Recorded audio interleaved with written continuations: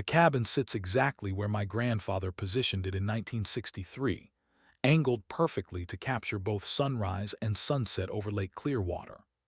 The wide bay windows face east, allowing golden morning light to stream across the knotty pine floors he installed by hand.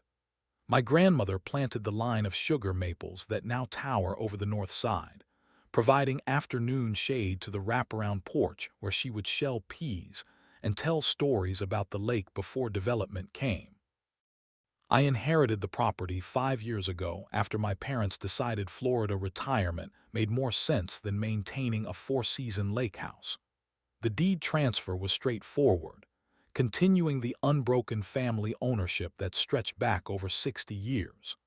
The property encompasses not just the rustic three-bedroom cabin, but 3 acres of wooded land and approximately half a mile of pristine shoreline that curves around the eastern edge of the lake. County records clearly delineate my property lines. The shoreline has been in my family name since before the county even established formal zoning regulations. My grandfather was meticulous about documentation, keeping every survey, permit, and tax record in fireproof boxes that now occupy my home office shelves. This paperwork proved invaluable when I decided to leave my cramped city apartment and work remotely from the lake full-time. My tech company readily approved the arrangement. My morning commute transformed from crowded subway platforms to a gentle stroll from bedroom to the sunroom I converted into a home office. Most days, I take lunch breaks on the private dock, watching fish dart between the wooden pilings that my father and I replaced during my teenage summers.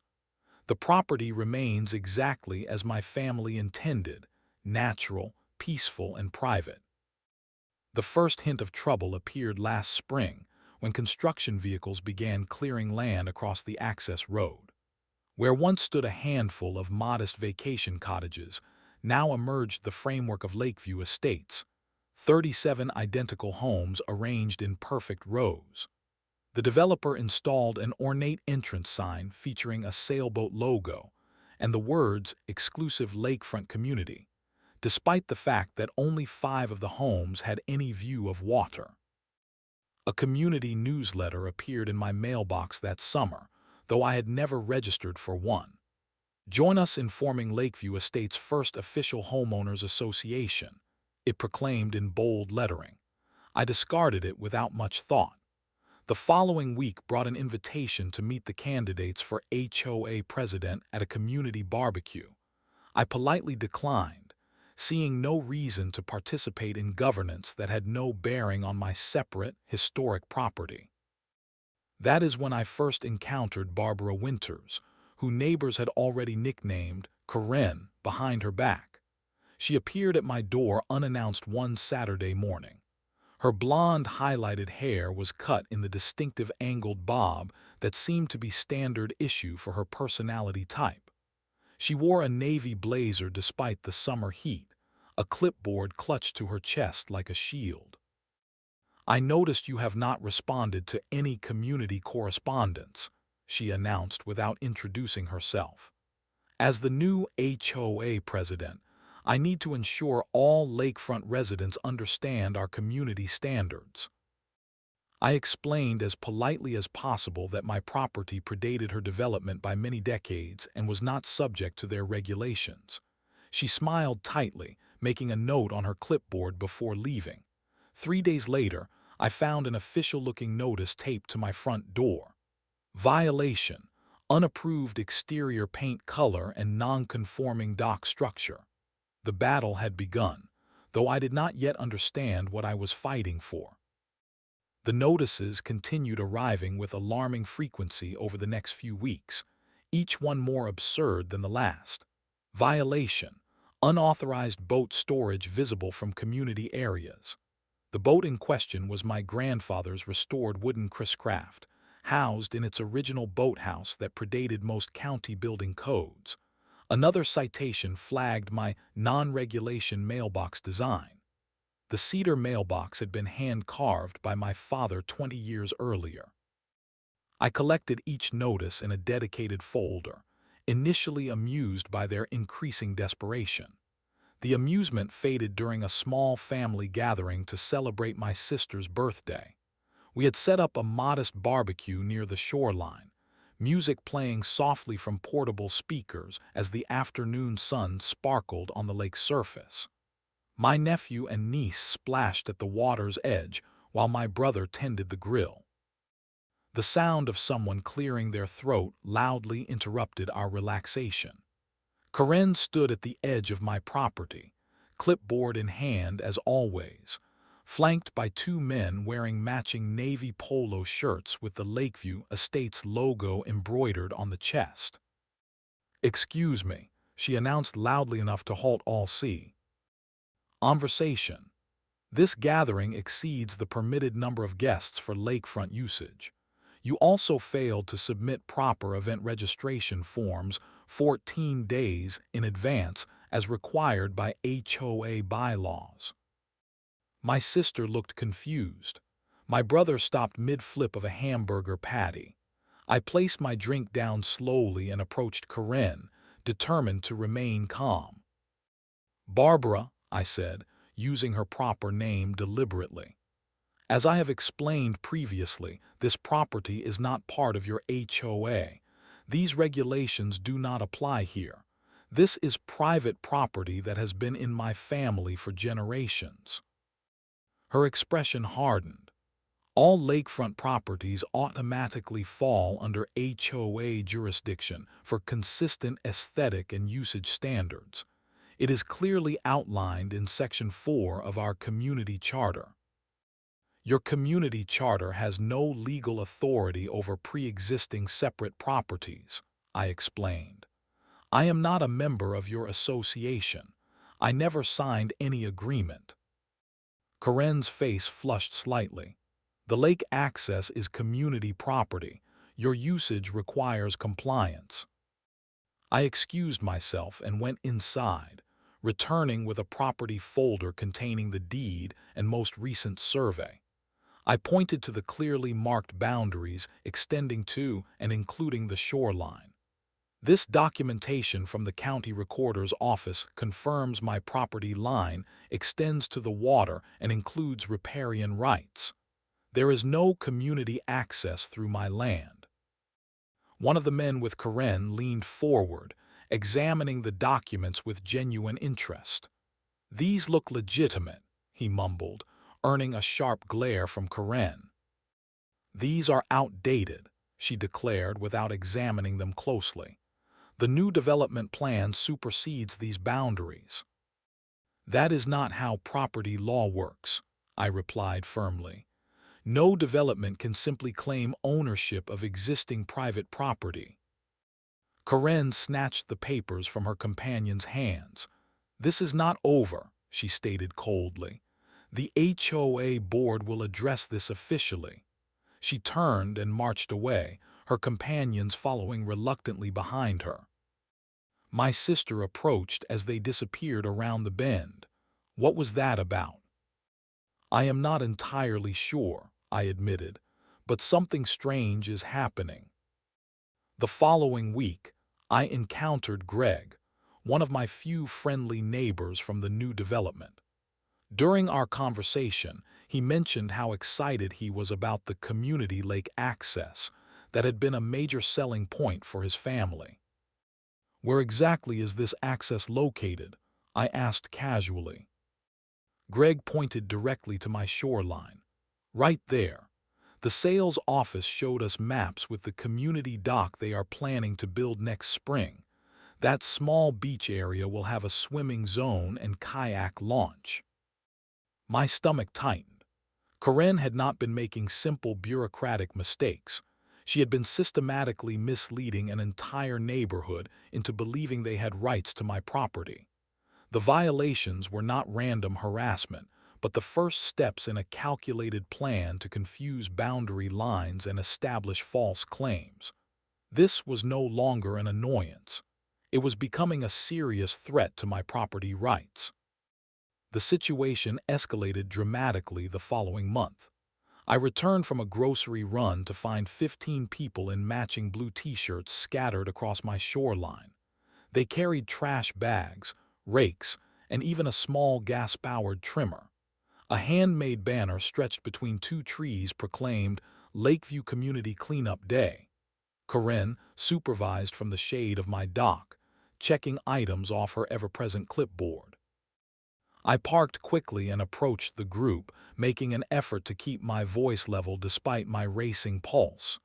"Excuse me, this is private property. You do not have permission to be here." Karen stepped forward. "We are performing community service to maintain our shared lakefront. These areas have been neglected." "There is nothing shared about this property," I responded. "This is my private land. Everyone needs to leave immediately." An uncomfortable silence fell over the group. Several people looked genuinely confused. Karen broke the tension with a dismissive wave. "We have scheduled maintenance activities. Perhaps you did not receive the notification." "I do not need notification because this is not HOA property," I insisted, my patience wearing thin. "Please leave now, or I will have to call authorities to report trespassing." The group slowly dispersed, many offering apologetic glances as they departed. Karen was the last to leave, pausing at what she apparently considered the property line.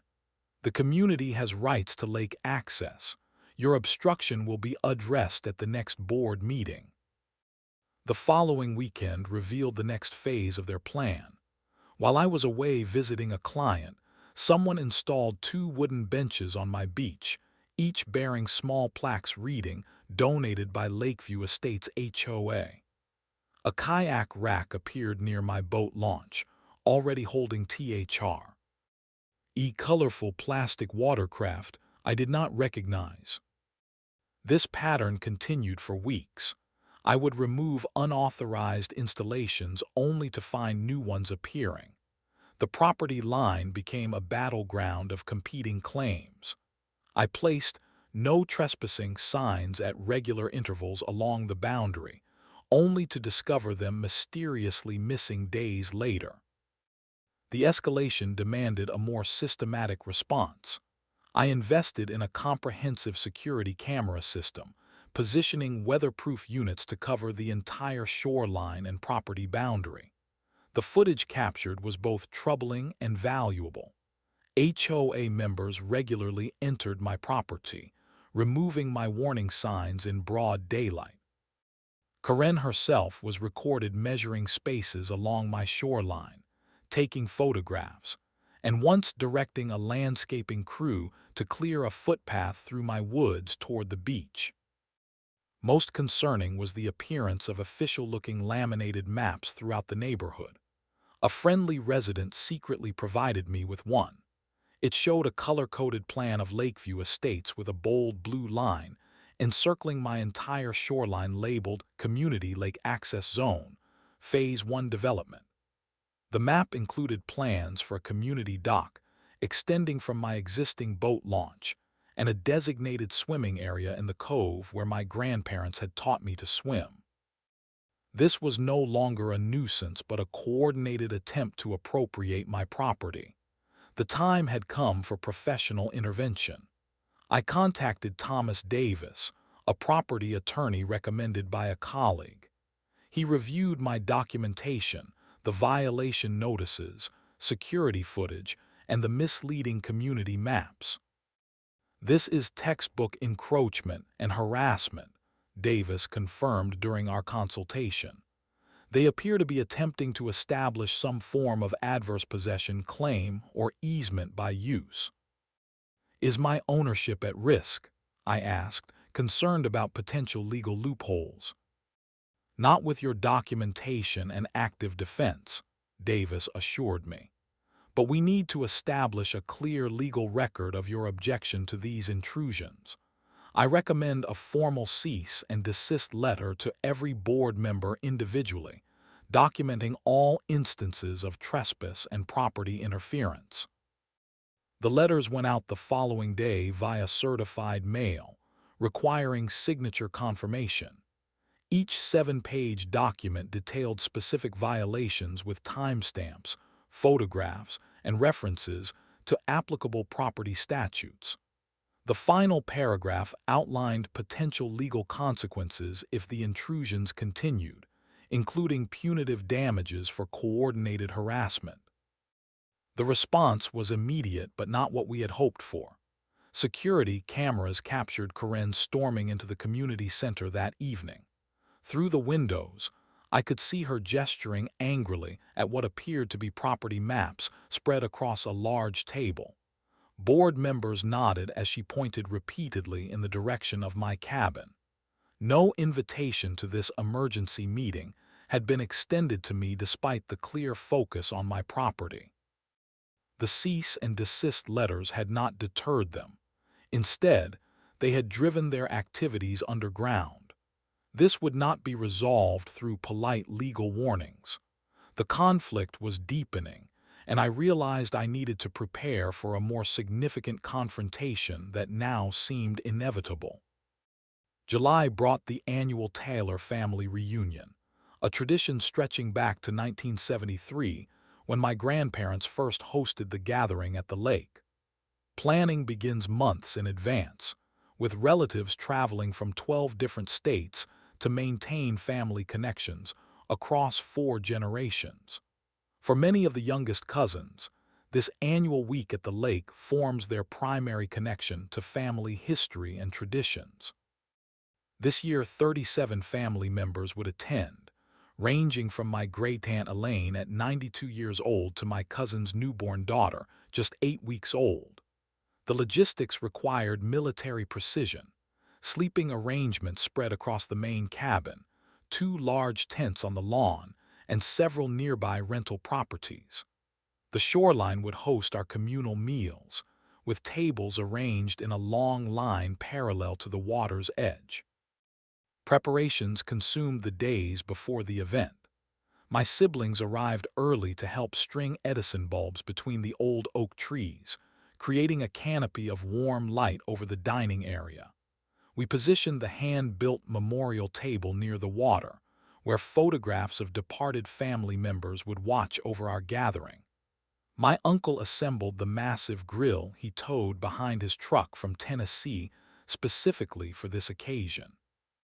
The first full day of reunion unfolded perfectly. Morning fishing expeditions yielded enough bass and perch for the traditional fish fry. Children constructed elaborate sandcastles along the shoreline, while teenagers paddled kayaks to the center of the lake. The elderly relatives claimed shaded chairs on the dock, swapping stories that had grown more elaborate with each retelling over the decades. By evening, folding tables sagged under the weight of family recipes passed through generations. My grandmother's famous potato salad, Aunt Meredith's 7-layer dip, Cousin Richard's smoked brisket that required 20 hours of careful attention. As twilight approached, family members took their places at the tables. Great-aunt Elaine was helped to the position of honor at the head, where she would offer the traditional blessing as our oldest attending relative. "We gather in gratitude," she began, her voice wavering slightly with age but clear enough to carry across the now silent gathering, "for family bonds that—" "Excuse me," the sharp voice sliced through our sacred moment. Karen strode purposefully down the path toward our gathering, clipboard clutched to her chest like a shield. 2 men followed close behind, wearing the now familiar navy polos with Lakeview Estates logos. "This gathering has not been authorized." Shocked silence fell over my family. Great-aunt Elaine stopped mid-prayer, her mouth still open in confusion. 37 pairs of eyes turned toward the interruption. My father stood slowly, his napkin dropping forgotten to the ground. "What seems to be the problem?" he asked, using the calm voice developed over 40 years of elementary school administration. Karen held up a document. This lakefront area requires proper permits for gatherings exceeding 6 people. I need to see your event authorization forms and lake usage permit immediately. I stood and moved toward her, intentionally positioning myself between Karen and my elderly relatives. As I have explained multiple times, this is private property. We do not need permits from your HOA for family gatherings on our own land. All lakefront usage falls under HOA jurisdiction, she insisted loudly enough for everyone to hear. This gathering exceeds noise ordinances and occupancy limits for community Shoreline. My cousin Stephen, an environmental engineer, spoke up. This is not community Shoreline.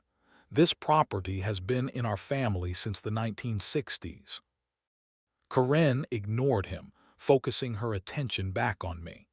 Your continued defiance of community standards has gone on long enough. You were served with multiple notices and failed to comply.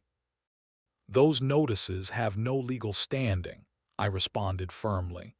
Now please leave. You are trespassing on private property during a family event. Her expression hardened. I warned you this would escalate if you continued to obstruct community access. She pulled out her phone and stepped slightly away from the group. Though she lowered her voice, we could clearly hear her speaking to emergency services. Yes, I need to report a large, unauthorized gathering with environmental hazards on protected community property, she stated. The individual is belligerent and refusing to disperse the crowd. We feel unsafe. My aunt gasped. My nephew began to cry, sensing the tension. The idyllic family gathering transformed instantly into a scene of confusion and distress. 20 minutes later, 2 police cruisers approached down the narrow access road, lights flashing across the darkening lake surface. The officers, one older with a gray mustache, one younger with a military-style haircut, approached with professional caution. Karen immediately moved to intercept them, pointing directly at me. That is the one refusing to comply with HOA regulations and hosting an unauthorized event, she declared loudly. The older officer approached me. Sir, we received a call about a disturbance and unauthorized use of community property. Can I see some identification, please? My hands trembled slightly as I retrieved my wallet. Officer, there has been a misunderstanding. This is my private property. It has been in my family for over 60 years. He refuses to acknowledge community lake access rights, Karen interjected. We have documentation showing this shoreline falls under HOA jurisdiction. The younger officer turned to her. Do you have that documentation with you, ma'am? I can have it sent over, she replied, the confidence in her voice unwavering. Officer, I said, I have complete documentation inside. Property deeds, surveys, tax records, everything confirming my ownership. The older officer nodded. I would like to see those, please. I retrieved the fireproof box containing all property records, placing it on a cleared section of dining table. The officers examined each document methodically, while my family watched in tense silence and Karen paced impatiently nearby. After 15 minutes of careful review, the senior officer closed the folder and turned to Karen. Ma'am, these documents clearly show this property, including the entire shoreline in question, is privately owned. There is no indication of any HOA jurisdiction or easement rights. Those documents are outdated, Karen insisted. The new development plan cannot override existing Prop. RTY rights, the officer interrupted firmly. New developments do not automatically gain control over neighboring properties. The younger officer added, making false reports to emergency services is a serious offense, ma'am. as is misrepresenting property boundaries to justify a complaint. Karen's face flushed deep red. I was informed by our developer that. I suggest you speak with your developer and review actual county records, the senior officer stated. And in the future, please do not call emergency services for non-emergency HOA disputes. As the officers prepared to leave, the older one turned to me. Sorry about the disruption to your family gathering, sir. You might want to consider posting more visible property markers to prevent future confusion. They departed with professional nods, leaving an awkward silence in their wake. Karen remained motionless for several moments before turning abruptly and marching back toward the development without another word. The damage was done. Despite attempts to resume our celebration, the sacred atmosphere of our family tradition had been shattered.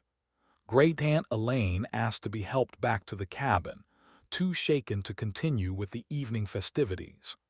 The younger children remained subdued, confused by the tension that lingered like a storm cloud over what should have been our happiest annual tradition. Word of the police incident spread through Lakeview Estates with remarkable speed. The development, once presenting a unified front under Karen's leadership, began showing visible fractures in its social fabric. Neighbors who previously nodded pleasantly now averted their eyes when passing each other on community sidewalks. The monthly newsletter, usually filled with garden competition announcements and maintenance reminders, now featured pointed articles about protecting community interests and maintaining property values through access rights. My security cameras captured the division in real time. Late one evening, 3 figures approached my property line, their flashlights bobbing in the darkness. They quickly planted 4 signs reading Community Lake Access Point along my boundary before hurrying away. The very next morning, different residents appeared, removing the signs and shaking their heads in apparent disagreement with the tactic. Anonymous notes began appearing in my mailbox. Some expressed embarrassment and apology. We never intended to trespass. The property maps we were shown clearly marked this as community access. Others contained veiled threats. Individual greed should not override community needs. The majority will prevail. Greg, my friendly contact within the development, approached me privately while I worked in the front garden. He glanced nervously over his shoulder before speaking. "You should know what is happening," he whispered, despite no one being within earshot. "The community has split into factions. About half the residents are questioning Karen's leadership after the police incident. They feel misled about the lake access that was promised during sales pitches." "And the other half?" I asked. Greg frowned. "They are doubling down. Karen has formed what she calls the Lake Rights Preservation Committee. They meet at her house twice weekly. My wife attended one session out of curiosity. They are discussing legal strategies to claim access to your shoreline." This information proved accurate. 3 days later, a formal notice appeared on community bulletin boards announcing an emergency HOA meeting regarding the lake access crisis. I was not invited despite being the primary subject of discussion. Through Greg, I later received leaked minutes from the meeting that revealed alarming plans. Karen had introduced the concept of adverse possession to the group, a legal doctrine allowing someone to claim ownership of property after openly using it without permission for a statutory period, typically 7 to 20 years depending on local laws. The minutes detailed a systematic plan to establish continuous community usage of my shoreline through regular activities, documenting these uses, and maintaining the position that the land had always been understood as community property. The harassment intensified following this meeting. I documented each incident meticulously, One morning, I discovered my boat tires had been deflated. Security footage showed two individuals in hooded sweatshirts approaching under cover of darkness. Garbage appeared regularly along my shoreline, not accidental litter, but deliberately placed bags of trash that required hours of cleanup. The most concerning development was the appearance of scheduled lake rights awareness gatherings. Every Saturday morning, Karen and her supporters would stand at what they perceived as the edge of my property, reading aloud from HOA bylaws about community water access rights. They never technically crossed onto my land but positio. Ned themselves close enough to disrupt my peaceful weekend mornings with their orchestrated readings. Most troubling was the damage to the memorial bench my father had built beside the dock in my grandmother's memory. I discovered it one morning, with the commemorative plaque pried off and community property carved crudely into the wooden backrest. The security camera covering that area had been deliberately repositioned to face the sky. Each incident strengthened my resolve. I installed additional cameras with overlapping coverage and motion-triggered floodlights that illuminated any nighttime intruders with stadium-bright clarity. Every act of vandalism, every trespass, every flyer with misleading property maps went into my growing documentation file. My attorney assured me we were building an ironclad case should legal action become necessary. The pattern of harassment is clear, Attorney Davis explained during our update call. They are attempting to wear you down through constant minor aggressions while establishing their adverse possession claim. Their strategy will fail legally, but they are creating a hostile living environment in the meantime. He was right. Despite my determination to stand firm, the constant vigilance was taking its toll. The lake property that had once been my sanctuary now felt like a fortress under siege.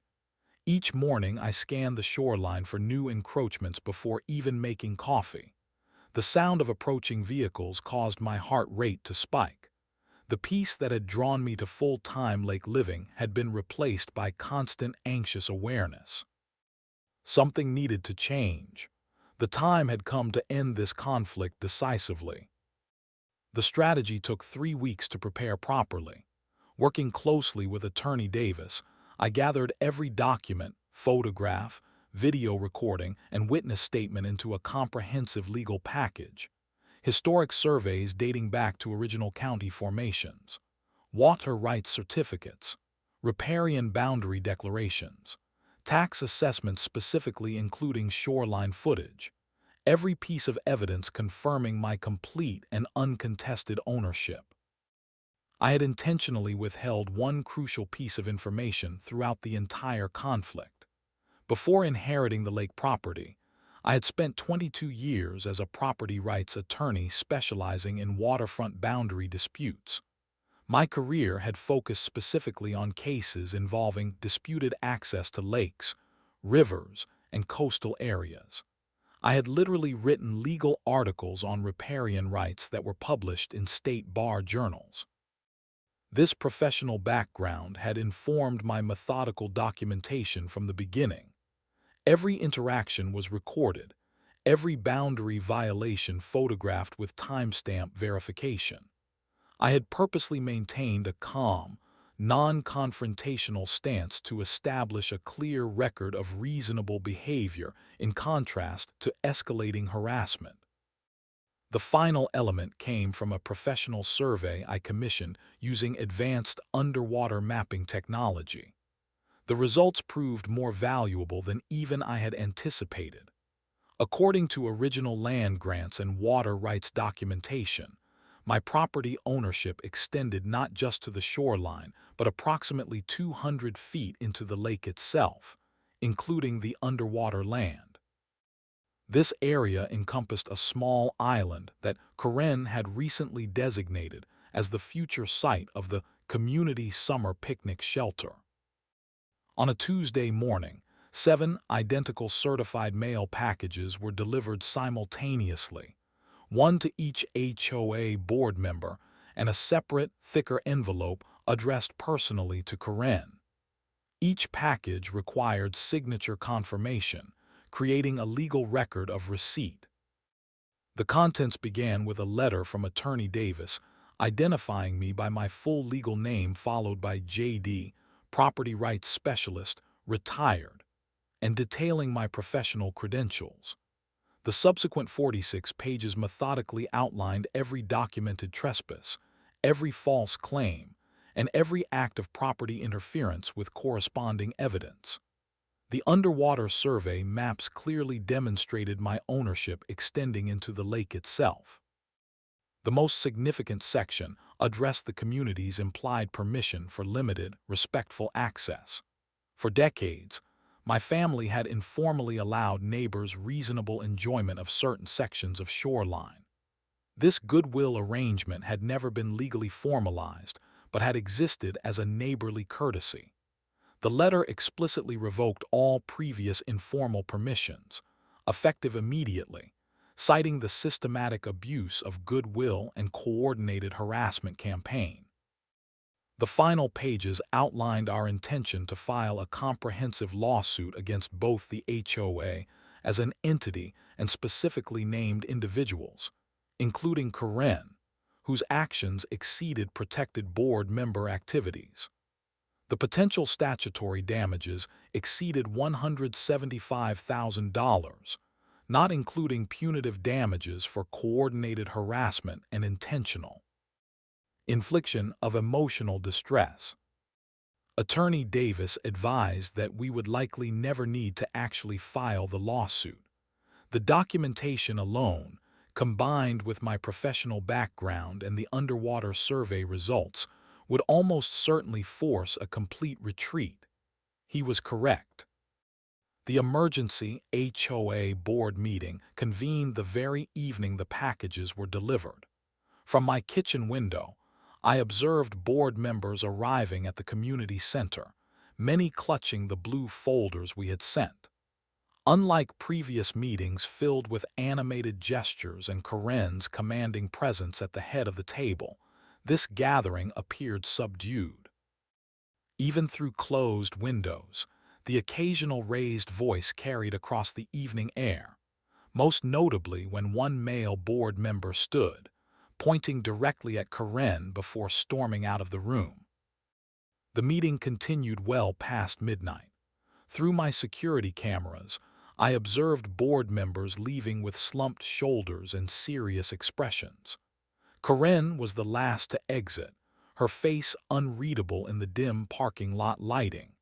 She sat in her car for nearly 20 minutes without starting the engine before finally driving away. The impact of our legal strategy became evident the following morning. At precisely 9:15 a.m., a knock at my door revealed James Wilson, the HOA vice president, standing awkwardly on my porch. His expression suggested he had slept poorly. "I think we need to discuss recent misunderstandings," he began, his tone carefully measured. "The board has convened an emergency session and voted on some significant changes." He handed me an official letter on HOA letterhead.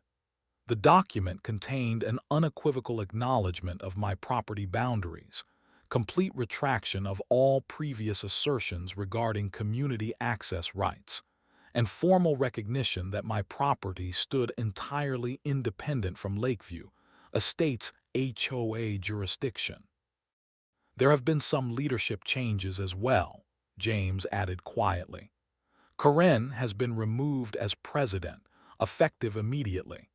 The board sincerely apologizes for any inconvenience or distress caused by recent miscommunications." The carefully worded miscommunications understatement almost made me smile. James continued with visible discomfort. "We would like to discuss appropriate, permitted ways residents might request limited access to certain shoreline areas, with proper advance notice and your express permission for specific events. We are prepared to sign formal legal acknowledgments of your ownership and install permanent boundary markers at our expense. This represented total capitulation, exactly the outcome Attorney Davis had predicted. The comprehensive legal package had achieved what months of polite explanations could not. The HOA now faced the reality of potentially devastating legal consequences if they continued their campaign. The revelation of my professional background combined with irrefutable documentation had transformed me overnight from perceived obstacle to legal threat. The balance of power had shifted entirely. The moment had come to establish clear boundaries while potentially rebuilding some semblance of community goodwill. The transformation of Lakeview Estates occurred with remarkable speed following the legal revelation. Within days, professional surveyors arrived to install permanent boundary markers, distinctive metal posts with reflective tops that left no ambiguity about where HOA property ended and mine began. The installation costs were paid entirely by the HOA as part of our negotiated agreement.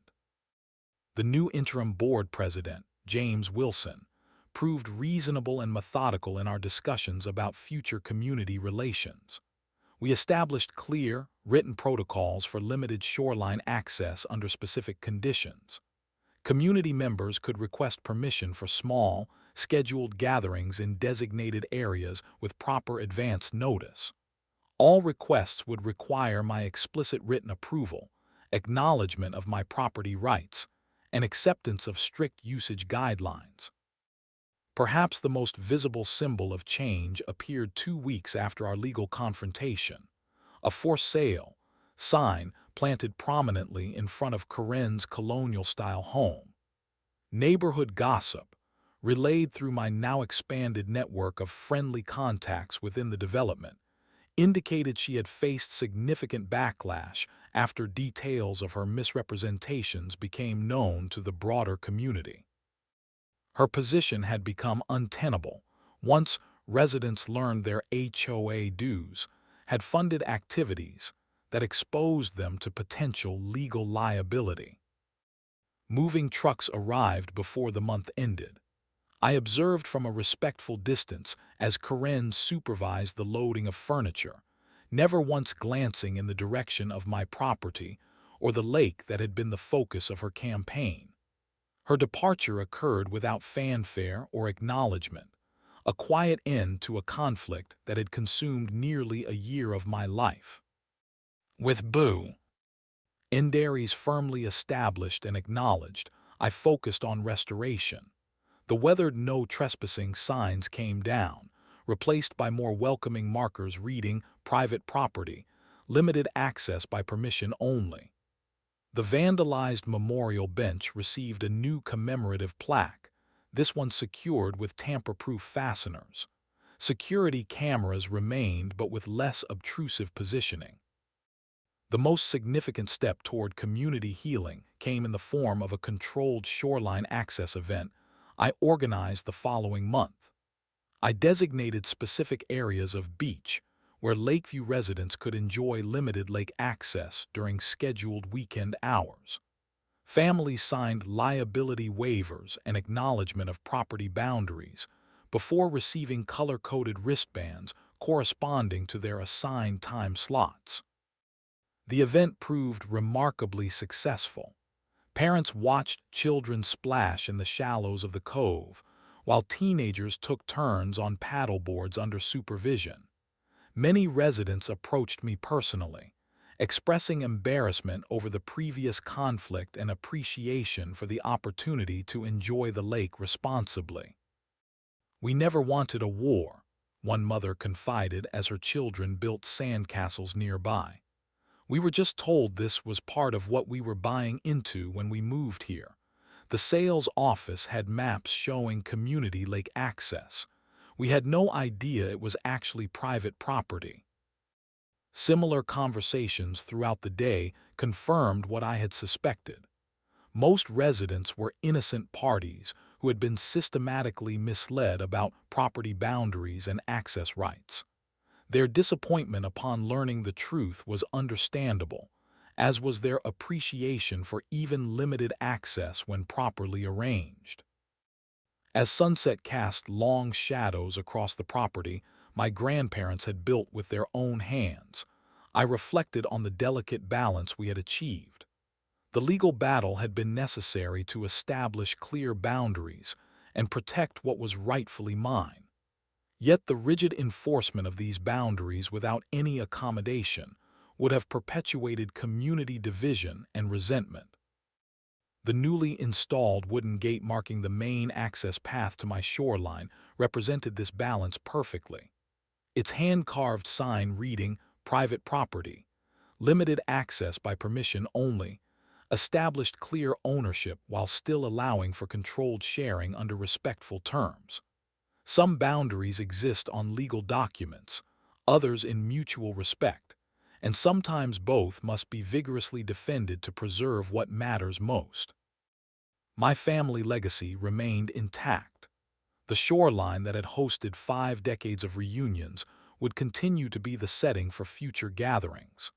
The determined effort to absorb my property into HOA control had ultimately failed. Yet something valuable had emerged from the conflict, a more defined relationship with my neighbors based on clear boundaries, mutual understanding, and properly documented agreements. The lake rippled with evening breezes as the last visitors departed from the community access event. Peace had returned to the shoreline, not through surrender or compromise of my rights, but through their firm assertion followed by reasonable accommodation once those rights were properly acknowledged. Sometimes standing your ground is the necessary first step toward building genuine community based on respect rather than encroachment.